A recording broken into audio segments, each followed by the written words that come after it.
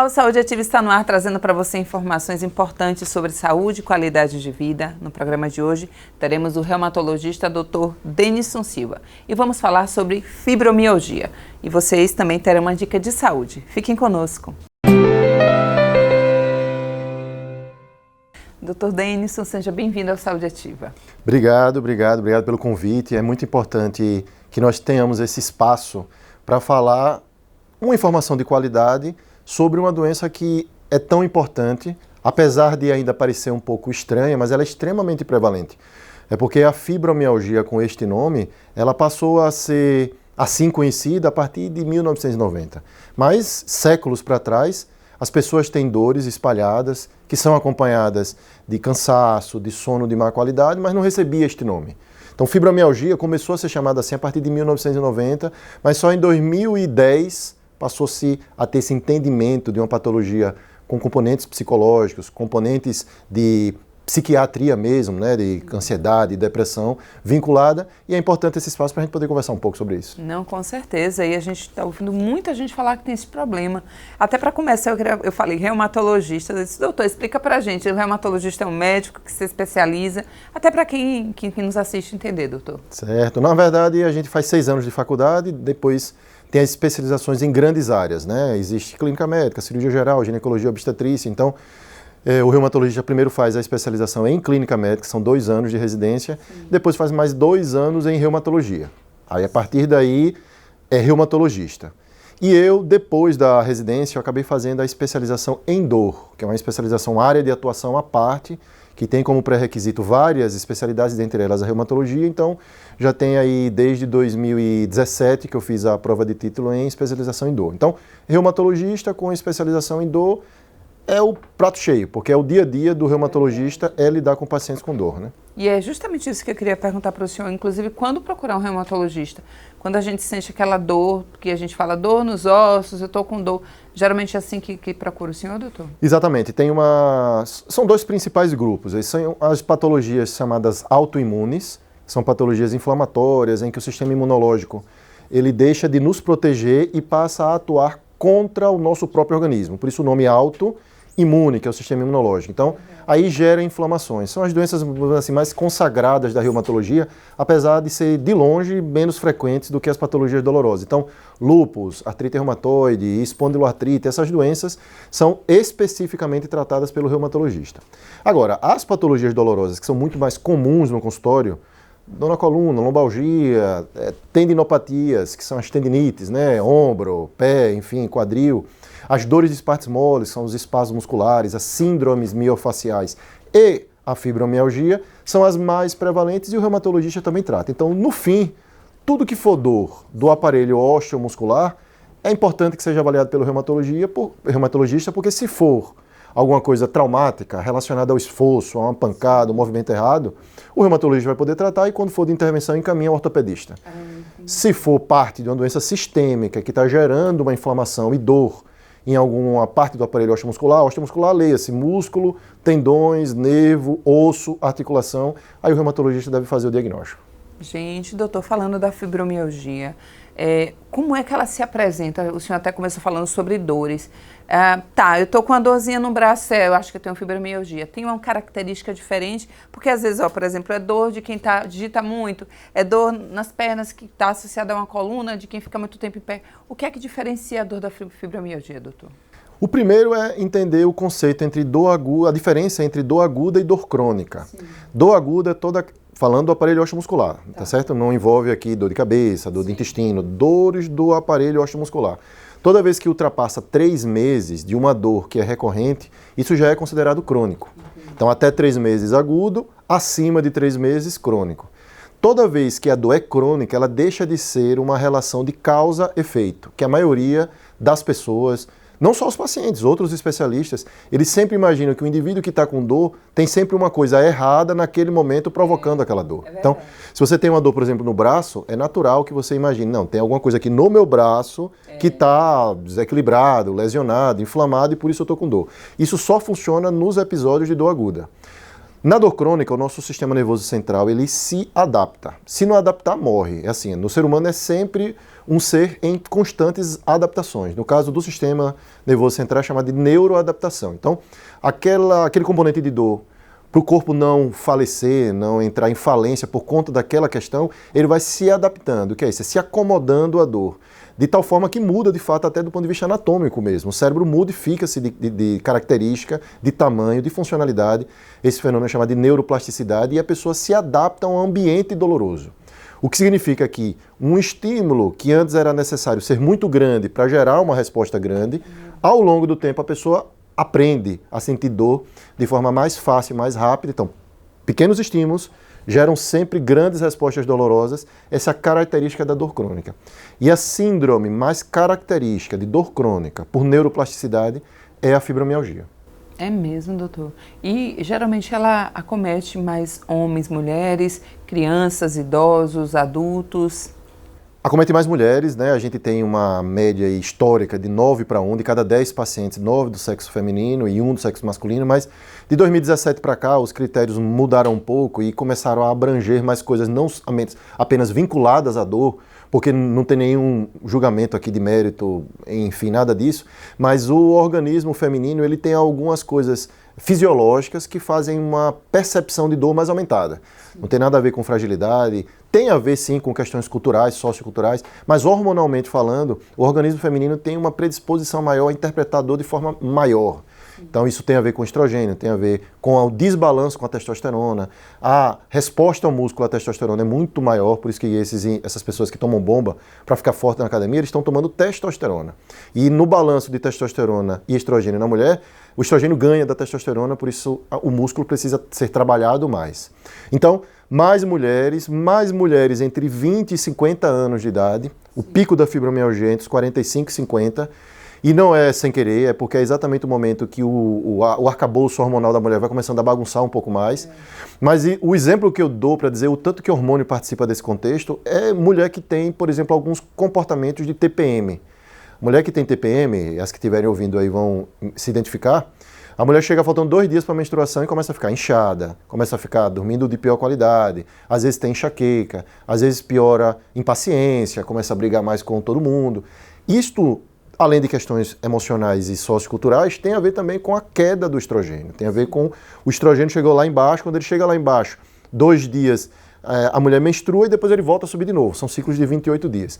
Agora você imagine uma TPM que nunca acaba. É o climatério, que é a hora que os hormônios começam a baixar, mas ela ainda está menstruando uma vez.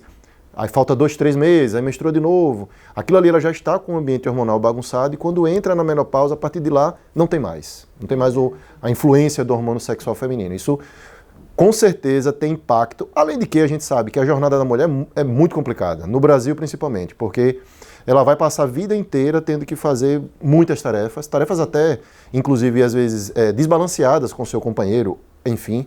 E aí, aos 45 anos de idade, todo o peso desse acúmulo de coisas vai acabar gerando uma perda de controle desse processo doloroso. Então, vai tendo enxaqueca, vai tendo dor na hora da menstruação, daqui a pouco ela não aguenta mais trabalhar direito, começa a ter fadiga, começa a ter alteração de concentração, memória, ela vai achando que isso daí tem a ver com a fragilidade ou então com uma incompetência.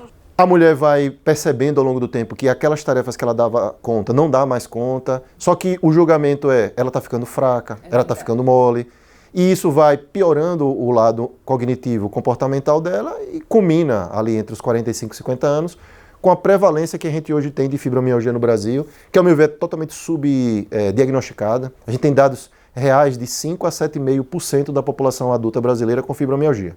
Então, já é muita gente. Isso já corresponde a mais de 40 milhões de pessoas. Mas eu garanto que isso é muito maior. Porque eu duvido de cada 10 mulheres que estão ouvindo aqui, se 8 ou 9 não teriam os sintomas da fibromialgia. Dor em mais de um quadrante do corpo ao mesmo tempo, ou seja, acima e abaixo da cintura, do lado direito e esquerdo, associada a sono de má qualidade, ou seja, dorme, mas não descansa, acorda cansado. Alterações cognitivas, então deixa de ter aquela memória boa, começa a ter alguns lapsos de memória, o foco, a atenção, associada a outras síndromes dolorosas crônicas, como enxaqueca, a famosa gastrite nervosa, que o nome certo é dispepsia funcional, que é uma síndrome de amplificação dolorosa. A gastrite é desse tamanho, mas a dor é desse tamanho. Então, 60% dos fibromialgicos têm dispepsia funcional. Síndrome do intestino irritável é aquela pessoa que fica estressada, nervosa, aí, pum, o abdômen distende, ou então dá diarreia. Mulher tem muita síndrome da bexiga hiperativa, não enche, a bexiga não está nem cheia, mas a mulher já está correndo para ir no banheiro. Aí muitas vezes vai fazer exame de urina, no exame de urina não dá nada, ela não consegue entender porque é que ela não consegue juntar urina na bexiga, vai tomar um antibiótico e na verdade é porque a bexiga está hipersensível. Então, esses sintomas, todos eles agravados por questões de ansiedade, depressão ou qualquer outro distúrbio comportamental, fazem o diagnóstico da fibromialgia. Por isso eu acho que o diagnóstico de fibro, a prevalência de fibro deve estar perto da prevalência de ansiedade no Brasil, por volta de 20% a 25% e não esses 5% a 7,5% que eu acho muito baixo. Não, doutor, não tenha dúvidas. Parece que alguém tem um conhecido que hoje tem fibromialgia. Se torna uma doença incapacitante, porque as pessoas que se queixam, elas falam que sentem muita dor. É uma coisa que incapacita mesmo de trabalhar, doutor, quando a dor ela chega. Sim. Importante só separar que assim, a fibromialgia é uma doença incapacitante quando a pessoa está em crise de fibromialgia. Sim. E o conceito é que ninguém vive em crise de fibromialgia o tempo inteiro. Entendi. Então essa não é uma incapacidade, vamos dizer assim, definitiva. Se tratar direito a fibromialgia, a gente vai conversar com certeza daqui a pouco sobre o tratamento. Se tratar direito, o objetivo é que a pessoa tenha menos crises, ou seja, frequência menor, e a duração das crises seja pequena. Então, quando um paciente com fibromialgia não está em crise, ele tem a sua vida normal. Ele vai trabalhar, ele vai viajar, ele vai sair de noite com seu companheiro ou companheira, enfim. Ele vai ter uma vida normal. Agora, em crise de fibromialgia, realmente o paciente está limitado. Limitado cognitivamente, porque ninguém com dor tem sossego, tem paz, o cara não consegue se concentrar, trabalhar, então ele vai estar limitado para executar as tarefas que ele habitualmente já executa. Ele vai estar com dificuldade em acordar, porque já que ele dormiu mal à noite, quando ele acordar de manhã, ele vai acordar ruim, travado, cansado. Então, a produção na manhã vai ser pior, né? E o empregador, muitas vezes, na maioria das vezes, não considera isso. Não sabe que a pessoa, na verdade, eventualmente está mais lenta de manhã porque dormiu pessimamente à noite e com isso não vai produzir. E a própria limitação física, a depender de onde está a dor, porque nem toda dor da fibromialgia é igual. Tem gente que tem mais dor na planta do pé, tem gente que tem mais... Apesar de ser tudo músculo, por isso o nome chama fibromialgia, mio de músculo e algia de dor. Então, fibromialgia é uma dor muscular. Então, apesar da gente ter músculo da planta do pé ao couro cabeludo, que é músculo, então a fibromialgia pode atacar todas as regiões onde houver músculo, tem pessoas que têm mais dor na barriga, tem pessoas que têm mais dor no quadril, tem gente que tem mais dor no ombro, na região aqui da inserção dos músculos occipitais, aqui na região do pescoço. Então, a depender da situação, a pessoa pode fazer algumas tarefas e não outras. Então, a minha visão sobre incapacidade tem a ver com isso, tem a ver com maltrato da fibromialgia. A fibromialgia é uma doença super maltratada, porque como é uma doença que precisa muito da intervenção não medicamentosa, nossa cultura latino-americana, nossa cultura brasileira, não está muito acostumada a tratar as coisas sem remédio. Então, é super maltratada. As instâncias, quer seja de saúde privada como de saúde pública, não acolhem o fibromialgico, não tem uma estratégia adequada do não medicamentoso para acolher esse paciente, psicoterapia, alimentação, atividade física, alinhamentos biopsicossociais em relação ao emprego e etc. E aí acaba tudo caindo nas costas do remédio, que também vai ter seus problemas. Então, imagino que a discussão sobre incapacidade na fibromialgia ela é muito mais profunda.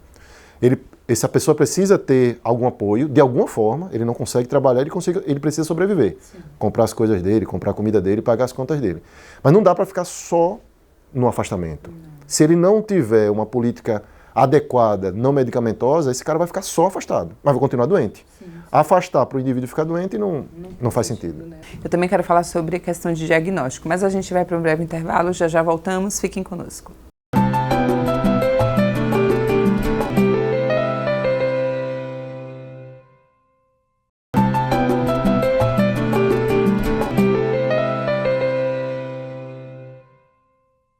O Saúde Ativa está de volta. Hoje o nosso bate-papo é com o reumatologista Dr. Denison Silva. Estamos falando sobre fibromialgia.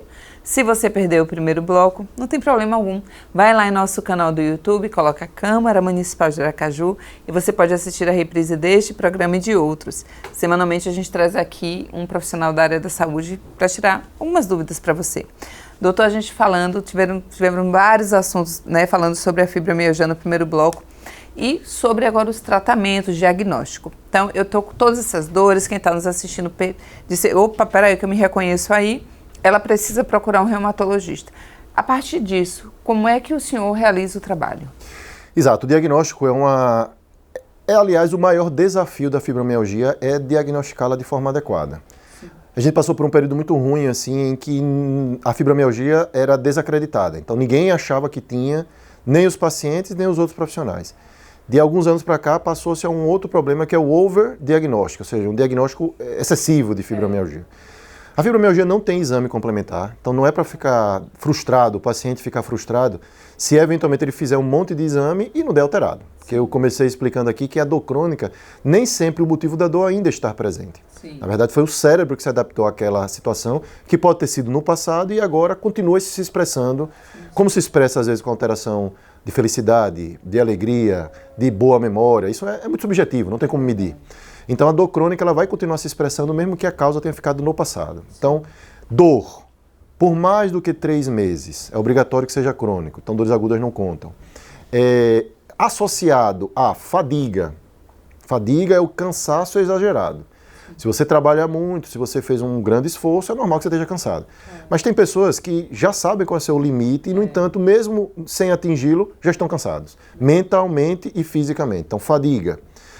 Alterações que a gente chama de psicocognitivas, que é alteração de foco, memória. Tem até um nome, vamos dizer assim, charmoso, chama fibrofog. Fog é síndrome do nevoeiro. Fibrofog é quando a cabeça fica meio, como se fosse uma nuvem, atrapalhando todo o funcionamento. Quer seja, mental, então o raciocínio fica mais lento, as conclusões passam a exigir mais energia, para poder conseguir chegar no próximo passo daquela ideia, ela precisa fazer muita força. Mentalmente a pessoa pode ter desatenção, então ela conhecidamente a pessoa atenta e passa a ser considerada desatenta. Associado também a alterações de humor, com frequência, então o indivíduo precisa obrigatoriamente produzir, mas ele está meio obnubilado, meio com nevoeiro na mente. E ele começa a ficar ansioso, estressado, porque ele não produz mais aquilo dali. Então, alterações do humor são muito frequentes na fibromialgia, 60% a 70% tem depressão diagnosticada e 70% a 90% tem distúrbios ansiosos documentados também. Síndromes que a gente chama de disfuncionais, então gastrite nervosa, que é dispepsia funcional, é 60%. Aquela pessoa que tem uma dor de estômago, toma não sei quantos mil anos um inibidor da bomba de prótons, omeprazol, lansoprazol, pantoprazol, e o estômago sempre doendo. Sim. Síndrome da bexiga hiperativa, síndrome da dor pélvica crônica, que é coisa... A mulher tem aquela dor o tempo inteiro no baixo ventre, quando ela fica em pé, às vezes pressiona o assoalho pélvico. Uma dor que, como a maioria dos pacientes e dos especialistas querem uma causa orgânica, então ele vai lá e faz um exame, aí diagnostica a endometriose. A partir dali, o paciente vai dizer, não, é ali que está doendo, é a endometriose. Só que, na verdade, a pelve está toda doendo por conta de um foco de endometriose. Não é possível isso. Então, é óbvio que a dor pélvica crônica faz parte, 60% a 70%. Síndrome do intestino irritável, então 60% a 70% dos pacientes têm dor abdominal associada à distensão, ou quando eles estão ansiosos, quando perdem noite. Isto tudo agravado, é como se fosse um quadro cuja borda é a depressão e a ansiedade. Então, isso é o núcleo, mas se o indivíduo tiver um distúrbio ansioso comportamental, ele vai pegar tudo isso aqui que eu falei e vai potencializar. Talvez eu não... falei do sono não restaurador, que é uma coisa muito importante na fibromialgia. Todo indivíduo que dorme mal vai ter dor. Não tem exceção a essa regra. A pessoa que dorme mal, e dormir mal não envolve quantidade, envolve qualidade, né? A gente tem que ter uns 3/4 mais ou menos da noite em fases profundas do sono, porque assim a gente restaura as conexões e recomeça o dia zerado. Se você dorme mal, você vai começar o dia cansado, você vai ficar estressado, ansioso e dolorido. Então, sono não restaurador, 95% dos pacientes com fibromialgia. Então, como é o diagnóstico? Pega todos esses aspectos clínicos, o reumatologista vai ver se tem alguma coisa além, porque a doença não é exclusiva. A pessoa pode ter fibromialgia e hipotireoidismo. Então, o cara tem que ver, a tireoide que não está funcionando direito. E fibromialgia e câncer. Às vezes o indivíduo está com a dor, mialgia paraneoplásica, né, uma dor relacionada ao câncer, e vai ser rotulado como fibromialgia, precisa do diagnóstico. Lúpus, esclero, enfim, qualquer doença pode estar associada com a fibromialgia. Então, a etapa do diagnóstico envolve essas questões. Então, exame complementar nenhum. Eu sei que muita gente aí provavelmente já ouviu falar de termografia, que é um exame que o cara coloca uma câmerazinha e ele emite uma radiação, ondas de luz diferentes, e quando tem determinadas alterações neurovegetativas, ou seja, o corpo, o músculo e os nervos estão funcionando relativamente errados, fica pintado de vermelho. Essas alterações desautonômicas são realmente comuns na fibromialgia, mas não podem ser ditas como diagnóstico. Só pode ter outros motivos para estar gerando aquilo ali. Então, não existe exame complementar para fibromialgia, para diagnóstico. Então, portanto, o fibromialgico tem todo o direito do mundo de ser fibromialgico, com ressonâncias normais, com exame laboratorial normal e com todos os outros exames normais. Eu acho que isso é novidade para quem é leigo, que não está na área, porque eu imaginei que tivesse uma série de alterações e que sim, a descoberta fosse feita através de exames que mostravam que há um problema ali específico. Diagnosticou, doutor, o paciente chegou, o senhor fez a avaliação e aí? Quais são os próximos passos? O tratamento ele é igual para qualquer idade, para o homem, para a mulher, enfim, para a condição de saúde dela? As orientações são iguais, independente de qual é o grupo. Obviamente, o reumatologista vai adaptar de acordo com a realidade, né? Sim. A dor tem um componente aí biopsicossocial que envolve, inclusive, traumas morais, espirituais, sociais, que devem ser adaptados à conversa para cada paciente. Mas a base do tratamento é mais ou menos como essa cadeira que a gente está sentado aqui. Ela é firmada em 4 pilares básicos. Imagina uma cadeira dessa em que 3 pernas da cadeira, 3 pés, sejam bons e só um é fraco. Se esse um for ruim, a cadeira toda cai. É o princípio que o paciente tem que entender para o tratamento de fibromialgia. Na fibromialgia, os 4 pilares são igualmente importantes. Então, medicamentoso, o remédio, e sempre o medicamento não é para controle direto da dor, não é um analgésico anti-inflamatório. É um remédio que atue na base da dor, que é central. É mexendo com neurotransmissores, serotonina, dopamina, noradrenalina. Então, é a base de antidepressivos e medicamentos anticonvulsivantes. Esse é o remédio, são os remédios para a fibromialgia. O segundo pilar é reabilitação física, que envolve fisioterapia ou atividade física com educadores físicos. O importante é que a musculatura esteja bem postada e bem fortalecida e alongada, lógico, para poder trabalhar o dia a dia. Então, atividade física com reabilitação. Orientação nutricional. Existe um monte de alimentos que são provocadores de dor. Então, alimentos como carboidrato, glúten, lactose, eles fatalmente sensibilizam o corpo da gente para uma percepção maior de dor. E outros amenizam essa percepção, como elementos antioxidantes, proteína, principalmente, uma dieta rica em proteína ajuda a melhorar a questão da consistência muscular. Então, orientação nutricional e psicoterapia. Porque, como eu falei muitas vezes aqui, o que sustenta a base da fibromialgia são os distúrbios ansiosos e depressivos que todo paciente com fibromialgia tem. Se isto não for atacado de frente, não adianta dar um anti-inflamatório, não adianta dar um analgésico, não adianta fazer uma cirurgia, porque o cara trata um só gatilho, que é o gatilho orgânico, a tendinopatia, a hérnia de disco, o túnel do carpo, enfim, ele trata aquilo, mas ele continua estressado, ele continua repousando pouco, ele continua acelerado, né? Aquelas pessoas que têm um pensamento acelerado. Então, isso não vai ser resolvido com remédio, vai ser resolvido com a intervenção psicoterapêutica, independente da modalidade. A gente tem nos estudos de fibromialgia a TCC como principal, mas se a pessoa se adapta para hipnoterapia, para regressão, psicanálise, enfim, desde que consiga resolver seus traumas. Sim. Não tem como resolver fibromialgia sem resolver trauma. E aí, se os traumas são lá da adolescência, da idade jovem, né, quando o indivíduo virou adulto, e ele vai jogando para debaixo do tapete, vai chegar uma hora que isso eclode. É uma poupança que você faz e que em algum momento você vai ter que resgatar. Então, os traumas físicos, psicológicos e a má alimentação vão ter que ser contrabalanceadas por remédio. E aí eu prescrevo muito. Quem é meu paciente sabe, eu prescrevo bastante remédio, mas prescrevo porque é o jeito, porque essa parte não medicamentosa ela é muito pouco seguida pela maioria dos pacientes. Eu imagino. E aí o senhor tem que recorrer ao medicamento. Tem que botar remédio, Não tem para onde correr, doutor. A gente vai agora só para uma dica de saúde, vamos assistir e voltamos já já.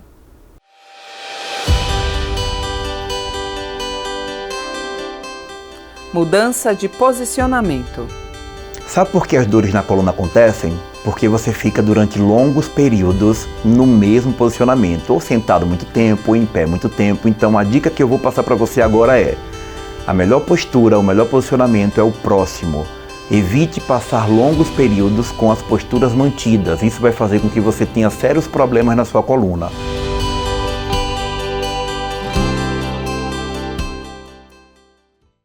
Doutor, falando sobre hereditariedade, tem uma relação também? O meu pai e minha mãe, um dos dois aí teve fibromialgia. Há um risco de eu ter isso?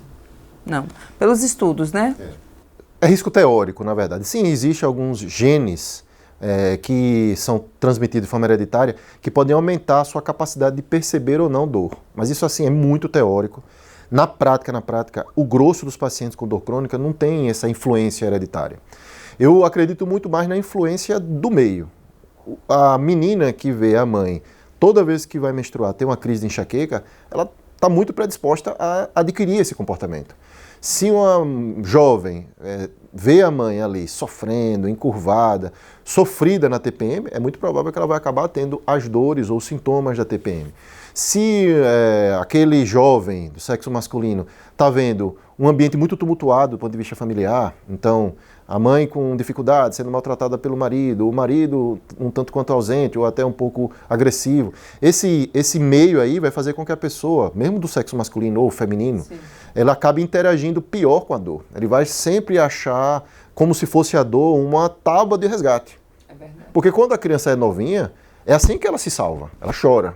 Então, a gente também mantém esse comportamento meio, assim, da nossa espécie. A gente grita quando está ruim, a gente geme, enfim, reclama quando está ruim. Então, talvez a forma de expressar aquele ambiente tumultuado seja a dor. E isso vai sendo perpetuado e cronificado e amplificado. Então, eu acredito mais do que a herança genética, eu acredito muito mais na construção social de um paciente dolorido ao longo da vida. Doutor, a sua avaliação, a gente sempre traz coisas atuais também, assim, hoje em dia é um mundo digital, dominou, né? Como a gente está falando, que se eu tenho que gravar mais tarde para as redes, porque realmente é onde lá a gente mostra o nosso trabalho, mas essa questão das pessoas também estarem mais conectadas, mais presas, em posições inclusive mais difíceis, porque a gente fica o tempo todo assim com o celular, deita e senta de qualquer jeito, e enfim, também essa questão emocional, já que a rede traz muita coisa, eu não preciso nem buscar, ela chega, né? Muita informação e as pessoas estão se cobrando muito para parecer ser melhor do que outras, para estar sempre bem. Será que a gente, ouvindo que tem muito mais gente, talvez com fibromialgia, também não tem essa relação com esse mundo que a gente está vivendo hoje? Ah, certeza absoluta. É como eu estou dizendo, as taxas de ansiedade e depressão só aumentam tempo após tempo, e a fibromialgia acompanha isso daí. Então, sim, sem dúvida, a era digital é muito boa, né? Você deu um exemplo aí. Então, se for bem procurado, você vai pegar hoje informações de forma muito rápida. Sim. Antigamente, talvez você tivesse que esperar 3 meses a consulta do médico para você pegar uma informação. Ou talvez você até quisesse ter uma informação de qual é o melhor restaurante em Aracaju, e você tem que perguntar para um, para outro. Essa informação ia ser sempre viciada. Hoje você consegue acessar diretamente, mas esse excesso de informação também não é saudável. Sim. Porque se você não consegue filtrar o que é bom e o que é ruim, vai chegar para você tudo. Você não tem como saber o que é bom e o que é ruim. E eu acho que o pior mal de alguém que é emocionalmente instável é não procurar alguém de referência para saber se aquela informação que ele buscou é boa ou ruim. É verdade.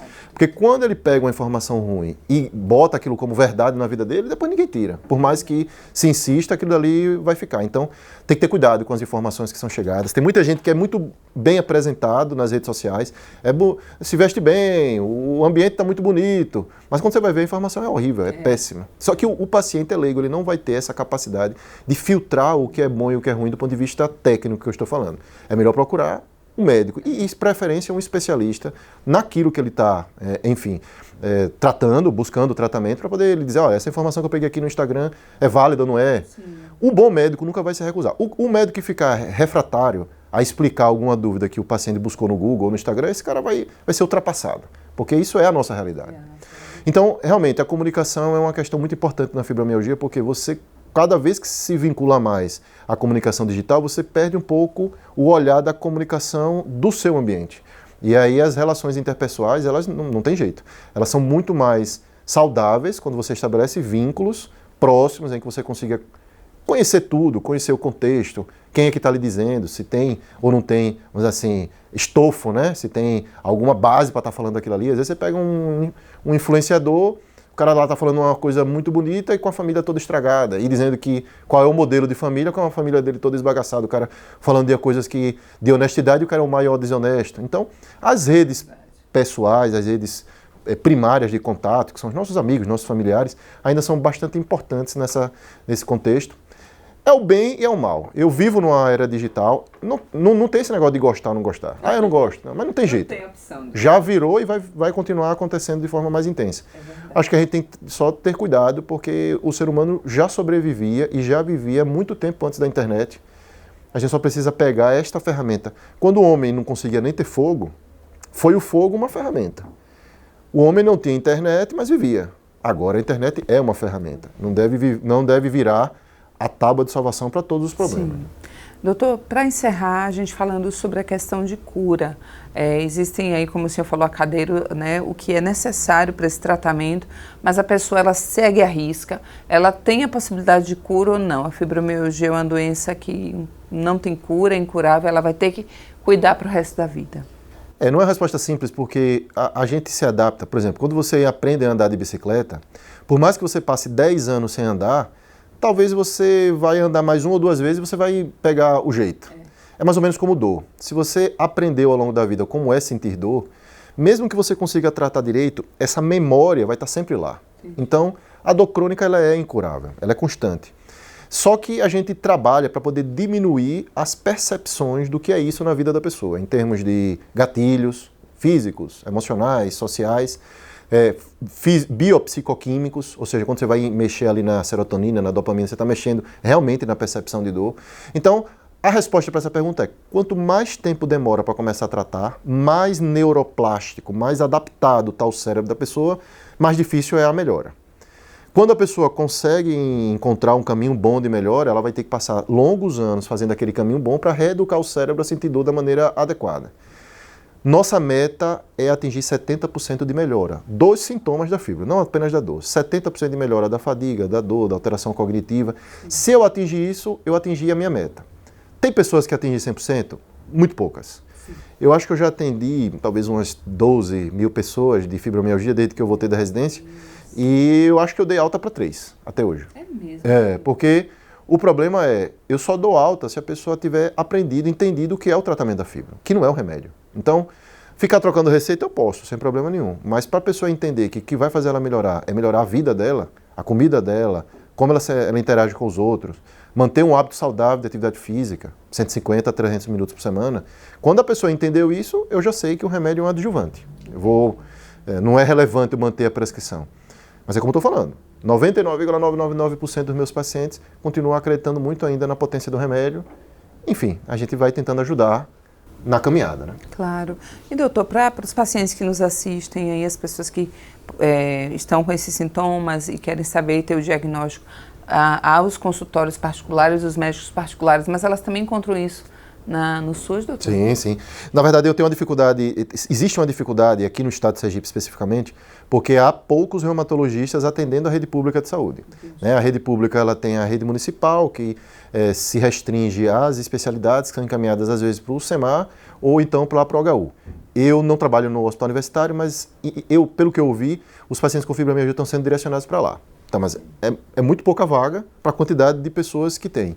Então, de fato, a gente ainda tem um arcabouço ainda de apoio, tanto municipal quanto estadual, muito ruim de diagnóstico. Quem tem que dar o diagnóstico é o reumatologista. Então, acessar o reumatologista é prioritário. E depois que está diagnosticado, ainda tem um grande problema. Como é que vai acessar um bom educador físico pela rede pública de saúde? Como é que vai acessar um psicólogo que, assim, acolha com tempo, com qualidade, aquelas queixas de uma pessoa que não é psiquiatricamente grandemente doente? Não é um esquizofrênico, não é um paciente com transtorno grave psiquiátrico, ele é só um paciente que tem uma ansiedade, vamos dizer assim, social, e ele precisa ser acolhido da mesma forma. Sim. Acho que não. A psicologia não tem essa mão toda, esses braços todos para acolher essa quantidade de pessoas, e também a nutrição. Então, quando você vai ver nutrição, psicologia e reabilitação física, que são 75% do tratamento da fibro, eventualmente no sistema público é falho. Então, por isso que a fibromialgia para o serviço público é tão complexo. O paciente acaba sendo ricocheteado de um lugar para o outro e isso vai cronificando. Quanto mais tempo você demora para tratar, mais crônica vai ficando a doença. No sistema privado é um pouco mais fácil, mas também não resolve o problema não, porque o tratamento do crônico é muito caro, né? Porque o convênio não vai pagar o remédio. Às vezes o convênio até paga o psicólogo, mas aquele psicólogo que se adaptou àquela pessoa não está na operadora de saúde. o nutricionista, enfim. Então, eu imagino que a gente ainda tem muito caminho para evoluir, muito, tanto no sentido público, que é 75% da população brasileira, né? Só 25% da população brasileira tem convênio, aqui em Sergipe 11%, 13% tem convênio, então é a grande maioria e o poder público continua ainda falho na assistência e acolhimento do fibromialgico, e no privado idem. Eu acho que muda um pouco, melhora um pouco, mas não resolve completamente o problema. Doutor, teríamos outras e outras perguntas, a gente precisa encerrar, mas assim foi bem esclarecedor. Eu acho que também um alerta para todos que nos assistem, porque eu mesmo tinha uma imagem da fibromialgia, das dores e dos sintomas. Eu acho que liga um alerta e a gente sempre diz aqui, sentiu dor, percebeu que tem algo diferente, não fica se automedicando, não busca o medicamento da irmã, do primo, da vizinha. É importante procurar um especialista para que você faça o tratamento adequado, e eu agradeço a sua participação, doutor. Eu que agradeço, obrigado pelo convite, obrigado aí à Câmara por ter aberto esse espaço. Eu, inclusive, recebo convites para vir aqui nas sessões sobre o PCD da fibromialgia, e eu confesso que eu prefiro muito mais esse espaço aqui, porque pelo menos aqui eu consigo fazer uma grande diferença, que é comunicando às pessoas informação de boa qualidade. Não me recuso a vir falar sobre o PCD na Câmara não, nas sessões, inclusive tinha para vir para segunda-feira agora, mas eu acho que aqui a educação é de fato a melhor ferramenta para a gente poder diminuir um pouco o impacto que a fibromialgia tem na sociedade atual. Obrigado pelo convite, obrigado a todos. E aqui é um espaço justamente para isso, a gente traz um bate-papo para a gente esclarecer dúvidas e alertar a população. Obrigada, doutor. Em breve, Saúde Ativa estará de volta trazendo para você informações sobre saúde e qualidade de vida. Eu te aguardo até lá.